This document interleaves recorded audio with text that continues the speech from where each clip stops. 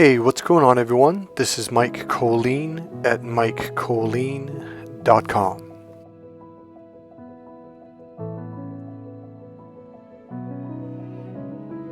Okay, so today's video is going to be about something I want to share with you. It's one of the tools that I use when I'm doing therapy.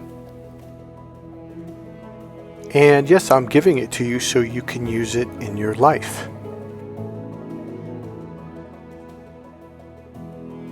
Okay, so today's tool is called the pattern interrupt. Simple, powerful, very effective. I'm also going to share some cute YouTube shorts. Okay, so I'm going to lower the volume of the music a little bit now, and then in about another, minute, I'm going to lower it again. Just so you know, I think life is about to get more awesome. Here's what I want you to do. Words literally create emotions, which are feelings, okay? Number one, write down the word awesome. Pepper that word into your sentences and into your internal dialogue a lot. And I want you to write down at least 9 more words that you use every day. I promise you, this will make your life a lot better. I'll just randomly think of some words like fascinating, exciting, stimulating, and, both, plus, more. Use those words a lot. I promise you do that. Okay, by the way, you can replace the word or with the word and it will always fit perfectly. What happens is you take a sentence where it was dividing or separating, and now you're making it inclusive, so it's 1 and 1 equals 2 versus 1 minus 1. It's either A or it's B. That's the divider, that's the separator. So what we're going to do is we're going to use the word and to connect things, to allow things to be both. And the either or comes from the negation or minus sign part of your language. You want to use addition language. It'll make you physically feel better and emotionally, and it'll make the people around you feel better. So and both, plus and more. Okay, I've got some words here for you. Let's use words like I feel positive. You write down phrases: I am awesome, I want to take action, I want to get things right, I feel positive, uplifting, uplifted, amazing, happy, confident, optimistic, capable, powerful, unstoppable, champion, creator, full of energy, conqueror, amazing, delightful, alive, explosive. So here's the deal. I want you to go back. I know I went fast, but rewind that and write all those words down. And I want you to even carry it around on like a 3x5 or the bigger one. What's it, like a 4x5, 4x7 card? Write these words down, type them up, carry them around, and start using them. Start peppering them into your sentence. Into your sentences and paragraphs. So remember, how do we understand a word or remember or know what a word means? Words are biochemically encoded. Every word has a set of chemicals as a code to them. So your body knows what the word love, red, pink, happy, house means. So when you use words purposefully, you are literally releasing those chemicals into your body, and it's creating emotions. A lot of words I use now are opening up words like open, allow, let go, freely, emotional freedom, peace, serenity, flow, refreshing. Write those words down.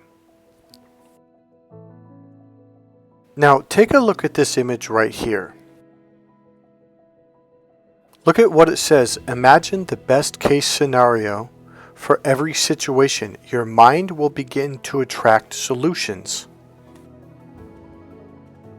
This is just common sense, but it's so powerful, yet it's so simple. Your mind takes you in the direction of whatever you're focused on. And that's why I write this phrase down. I'm going to say it again. You get what you focus on, so focus on what you want. Invariably, I get someone who's like, well, I don't want to be poor, I don't want to get hurt, I don't want to be lonely. No, I didn't tell you to tell me what you don't want. Tell me what you do want. So if you don't want this, then what do you want? So if you don't have this, what does that allow you to have? Life is really this simple. This right here, this is the secret right here. Think of the best possible outcome for every situation. That's it. And you begin to go in that direction unconsciously.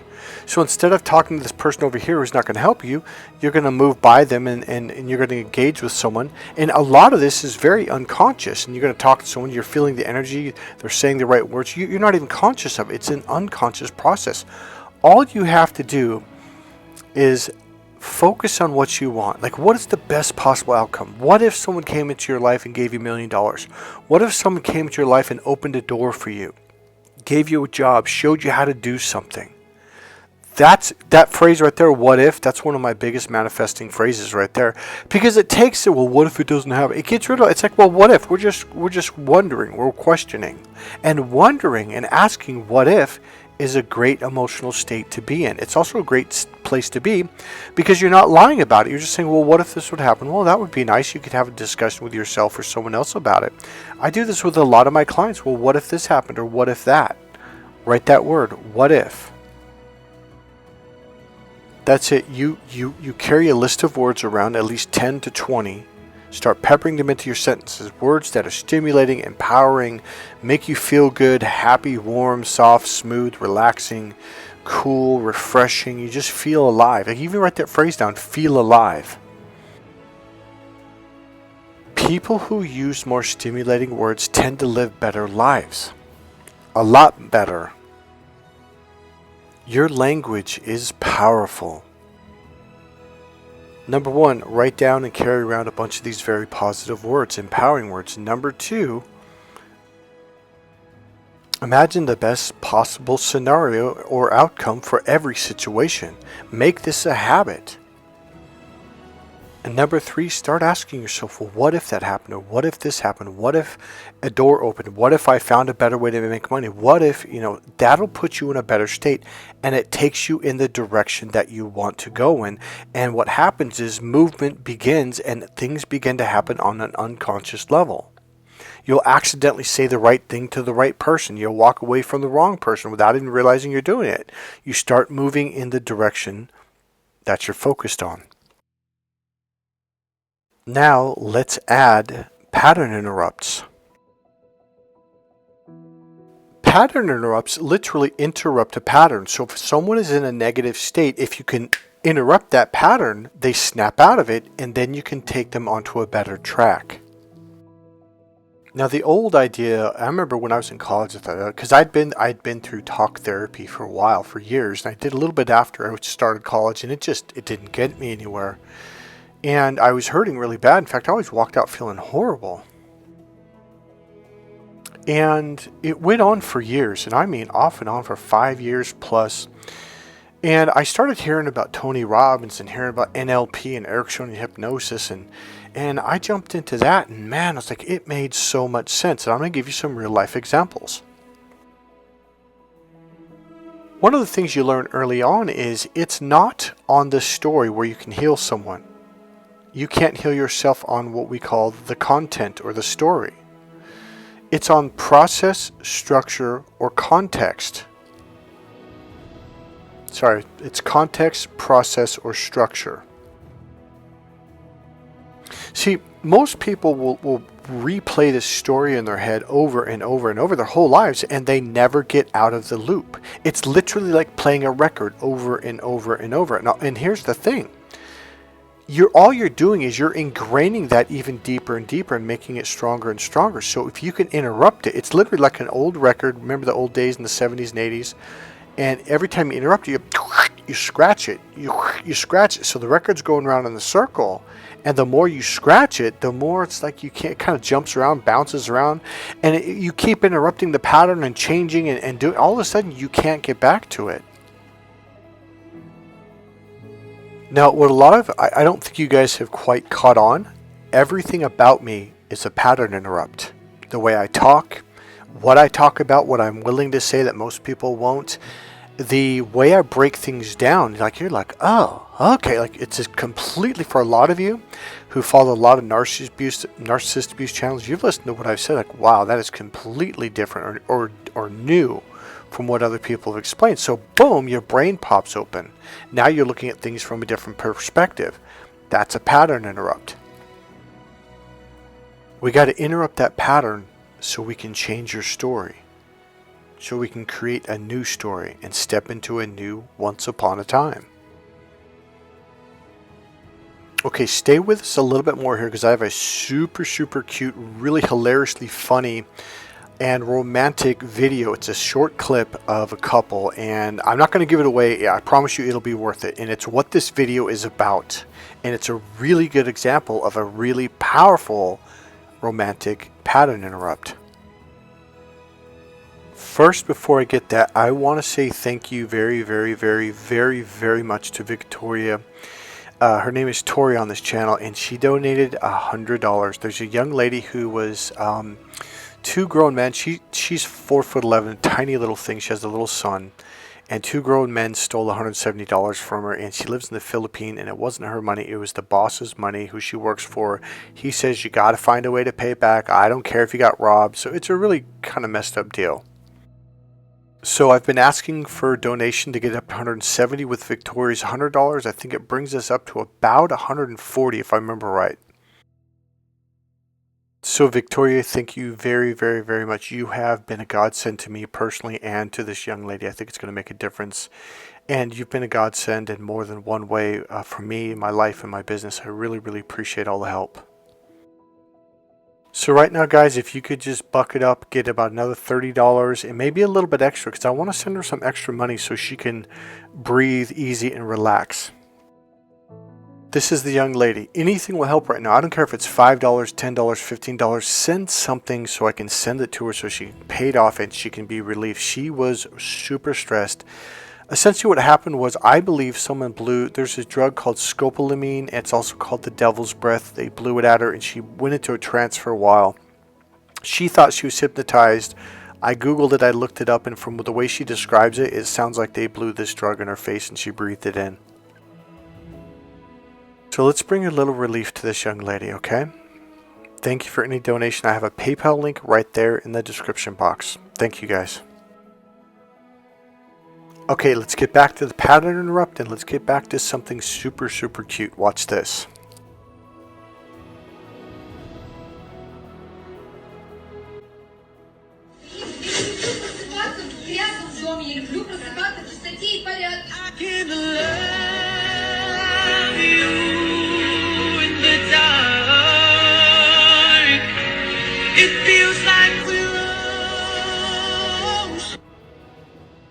Now that is a pattern interrupt. Seriously, it really is. And man, that guy absolutely knows how to kiss.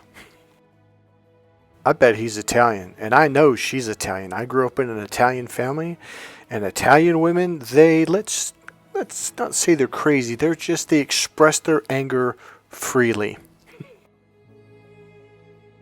With everything, including dishes. Man, I've seen quite a few dishes fly across the room. She was just expressing herself.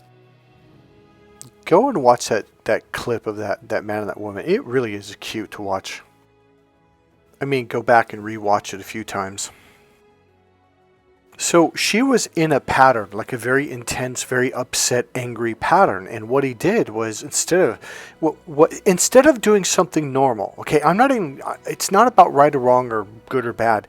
Instead of doing what her system would have considered, okay, this is normal, which would have just increased the anger, he did something so out of left field that her system went like it literally didn't know how to handle it. So essentially what he did was he cleared her cache, he cleared her history, and he restarted her computer. She got a complete reboot. And he put her on a much better track.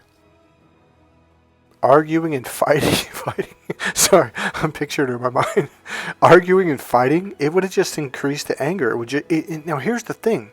It would have made the energy, or in NLP we call it an anchor. It's when something gets linked up to another thing. So here's what happened. Okay, watch this. Okay, so I'm going to give you a real life example. So let's say there's a young man. He's about, I don't know, 12, 14 years old or something like, let's say 12. And his father dies, and he's at the funeral, and his friends come up, and his uncles and other fathers, and they stand on the side and they pat him on the back of his right shoulder. Okay, so they're standing on the left, they take their right arm and they pat him on the back and say, hey, I'm so sorry to hear about your father's passing.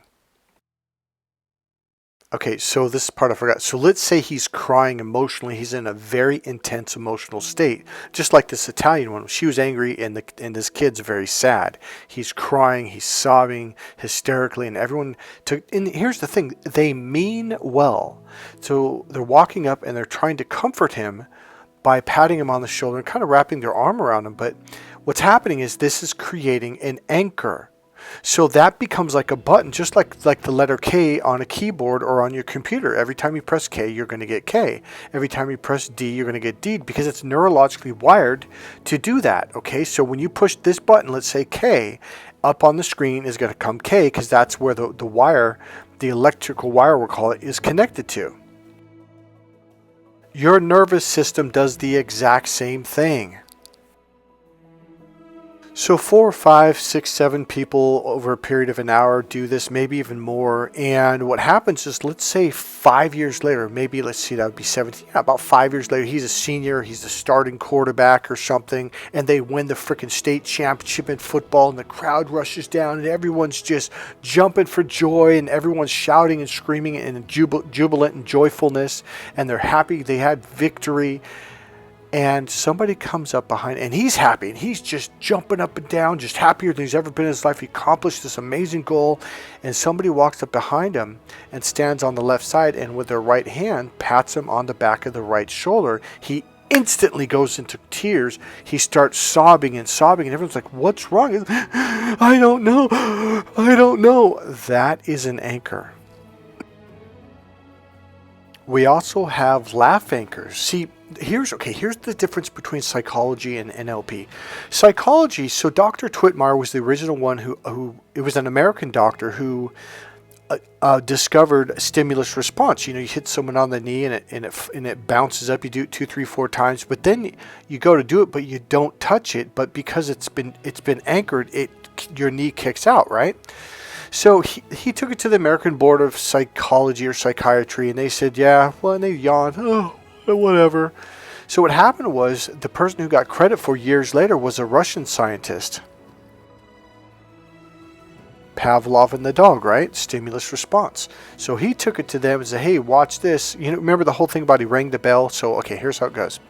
So they put a dog in a room, and they don't feed him for like 2 or 3 days or maybe longer. And then on the other end of the room, they open this little door at the bottom, and they shove this really delicious steak or hamburger or something the dog really wants, and it starts to salivate. And what they would do, it depends on which book you read. One book says they used a tuning fork and dong. And other ones say they rang a bell. So let's say rang a bell. It just seems to help you understand the story better. So the dog is absolutely starving, and delicious food gets put in front of him, and he starts to salivate, and he goes kind of manic, and he runs over, he starts to eat the food, and he's in this intense emotional positive state, and they rang the bell.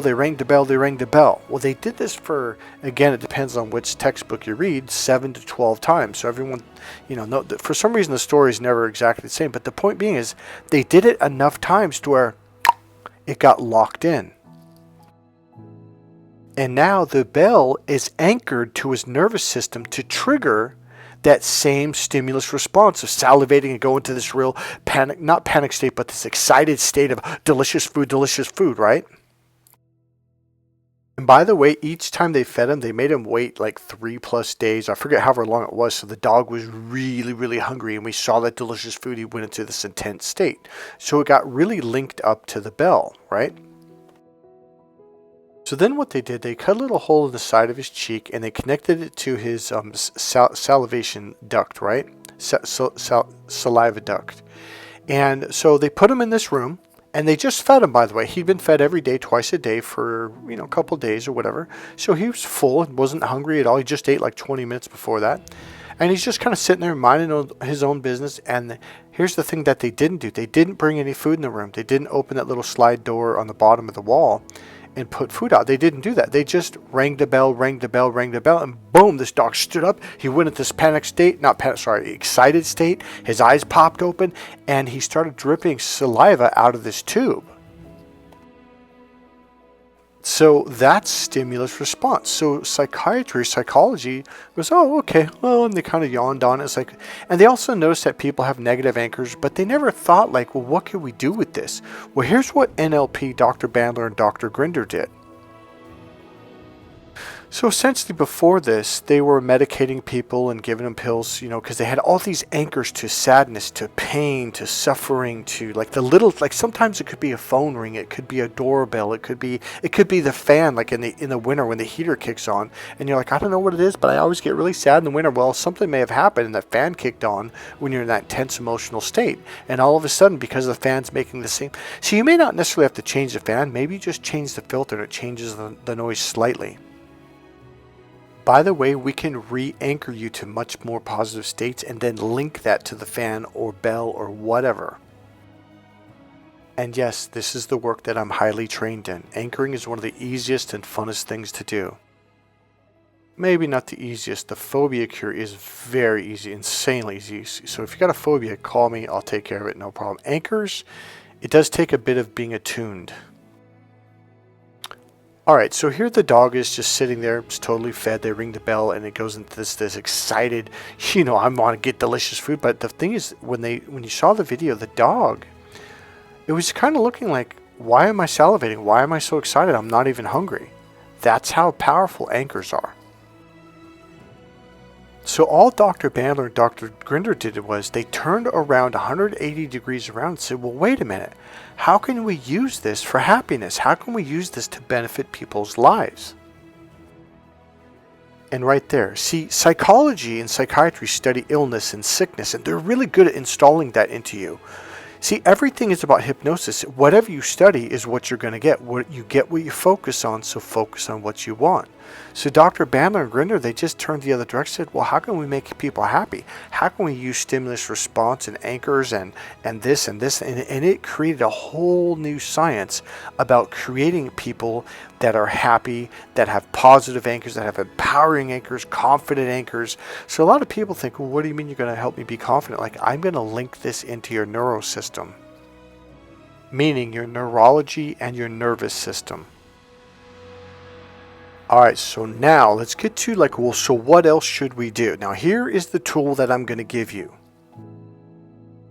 So like in the short little video clip of that man kissing his wife, absolutely he interrupted her pattern.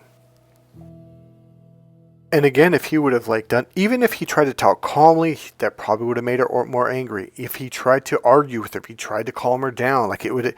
So when you do something that is so out of left field, your brain goes, whoa, wow, it freezes it. It interrupts the pattern. It scratches the record. And once you scratch it deep enough or hard enough, man, it can't keep playing the same song. It skips around and bounces, and it can't go back to that old story. Because now what's getting linked in is the pattern interrupt. It's exactly like scratching a record. Now watch this. So let's go back. So let's say that kid, the young man, was crying at his dad's funeral. So instead of touching him, interrupt him. Say, hey, look at that up there. Look at, or what's that on the top of your shoes, right? It'll just boom. It'll interrupt the pattern enough, and then you can give him a hug.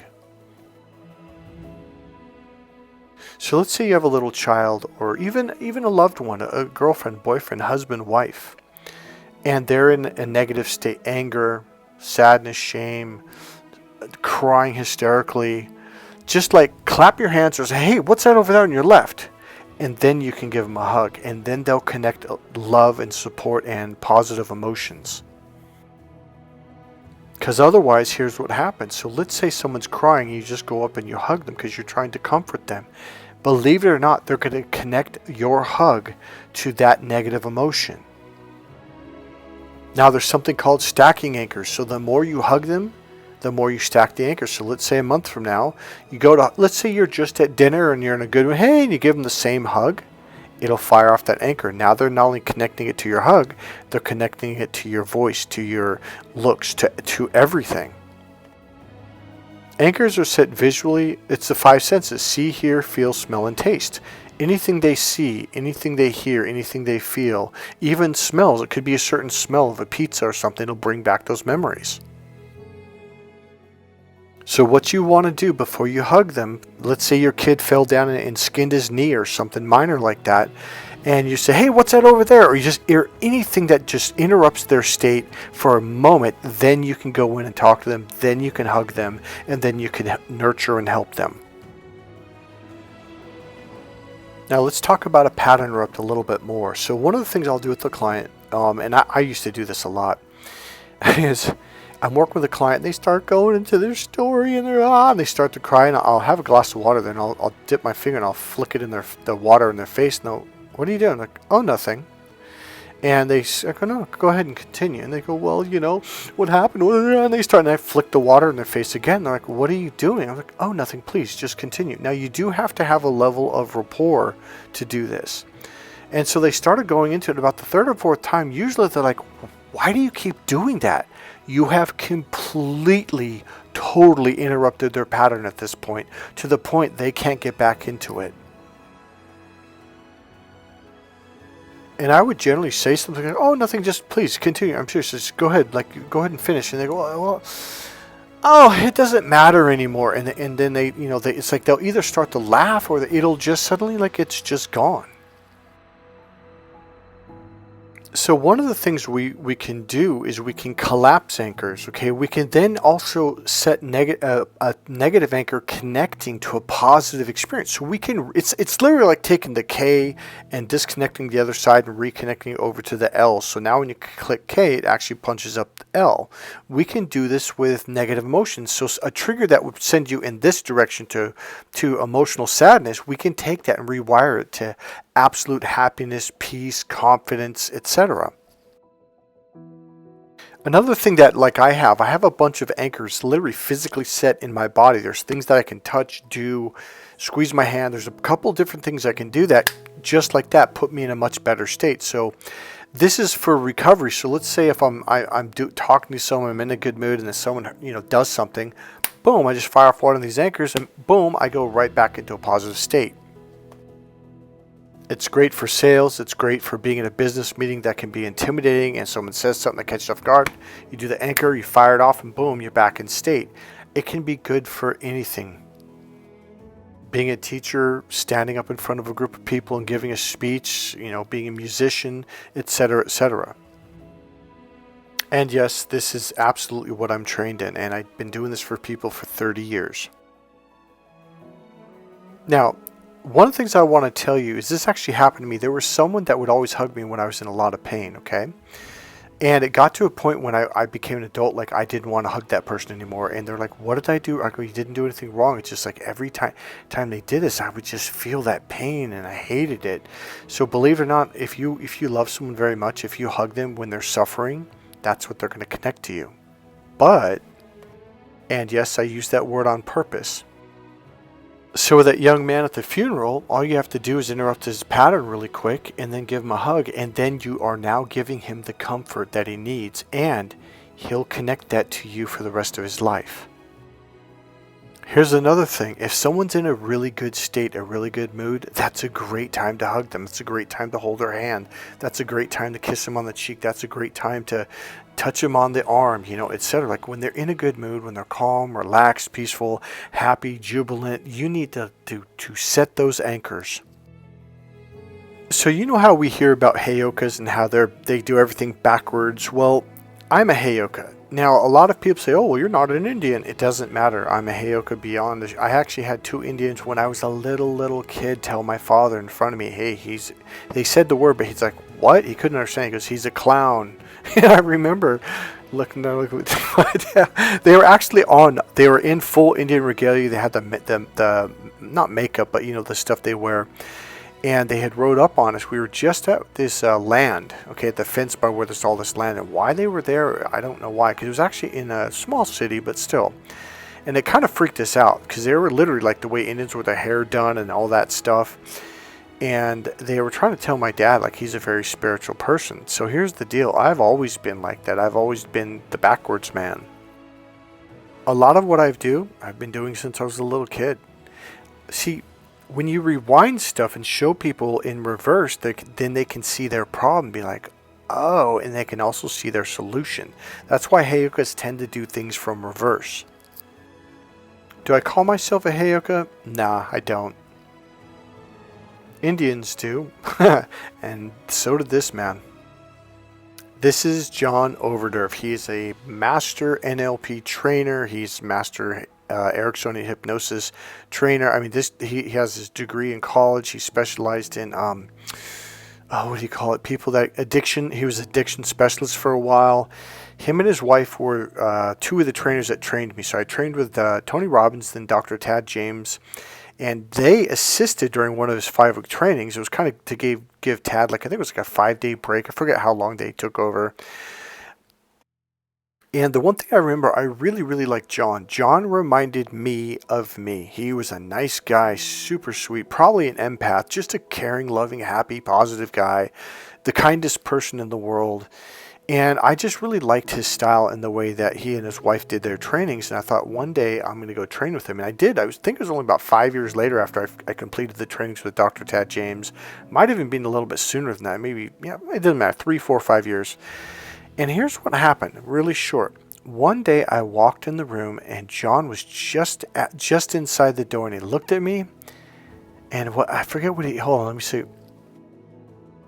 Oh yeah, I remember. He goes, Mike, you are a walking, talking pattern interrupt. I'm like, what? And I might have even been asking, like, what's a pattern? I think I did. I go, I don't really understand, like, what's a pattern interrupt or something? I don't remember what we were talking about. He goes, He goes, Mike, you are literally a walking, talking pattern interrupt. He goes, you're not even doing it on purpose. He goes, just even your energy, it interrupts people's pattern. It stops them. They look at you. I'm like, really? Because I didn't really think I was doing anything different than anyone else, but I was. Guess what Heyokas do? Pattern interrupt after pattern interrupt. Everything about a Heyoka is a pattern interrupt. John is, beyond a shadow of a doubt, my absolute favorite NLP master trainer. I was very proud and honored to learn under him. That's it, people. Number 1, interrupt people's pattern if they're in pain, a negative emotional state, sad, and then give them a hug, then give them the verbal support, whatever. And remember, you can set positive anchors with people, even if they're just in a good mood and you're in their presence. They see your face, they hear your voice, maybe they touch you, you touch them, and they may even unconsciously smell your scent, etc. All of this gets linked in. My friend's daughter, True, she had this noise she would make, and I really like, why did she keep making it? It was like, oh, something. I can't remember. I've done it on other videos, but it always comes up when I need a good pattern interrupt, and it puts you in a positive state, because it's kind of a weird, I can't do it right now. Because I can't remember it. But when I noticed what she was doing, I always noticed it put me in a better mood. And I thought, oh, I'm going to steal that. I'm going to use that little technique, and I do it all the time.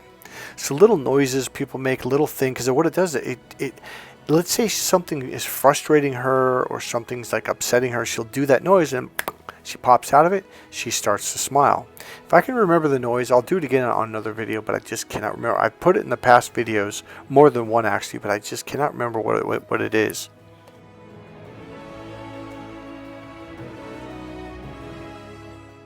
You know, the other thing about me that's probably a major pattern interrupt for most people, I'm a very masculine, tough-looking guy, but I am the softest person on the inside, and it really catches people off guard. They're like, they don't know how to deal with it. The other thing, I'm a very clean-cut, kind of all-American looking guy, and also a very masculine, square jaw, etc., and I'm this extremely spiritual person. So when I first mention people like, oh yeah, right, sure, dude, but then when I start talking, they're like, wait, what? Like, a lot of people's like, man, I had no idea. And remember, if you have an Italian wife and she's going a little crazy, well, we're not allowed to say that. If she's expressing her emotions freely, remember to do this.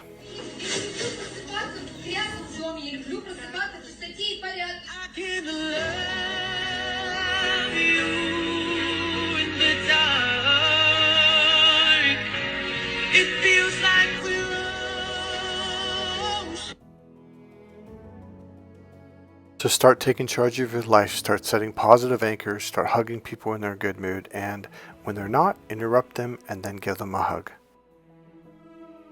Beyond a shadow of a doubt, I absolutely believe the beginning is near.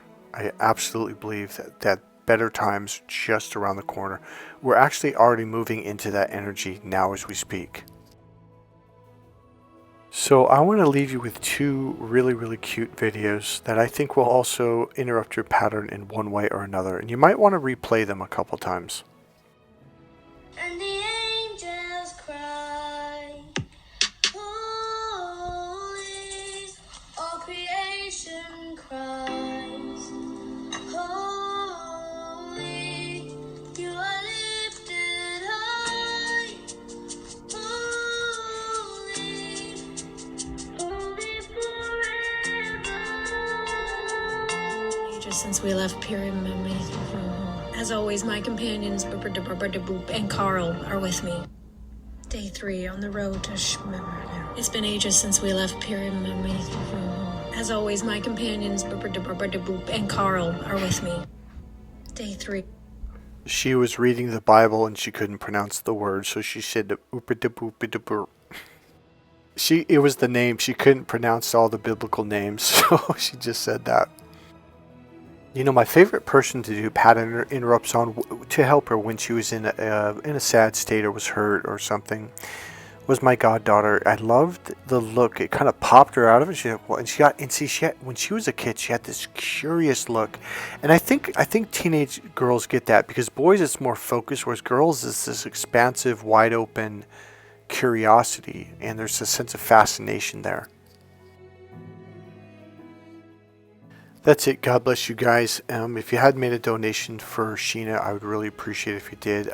If you want to send it Western Union direct, I can give you her information to do that too. If you want to do it the easy way, click the PayPal link right below, send it to me, and I will make a video and I will upload it showing you the receipt. We're almost at our goal, about another $30 or $40. Alright, God bless you guys. I'll see you in the next video. Bye. Remember, click subscribe, click the like button, and make a comment. Alright guys, see you soon. Bye.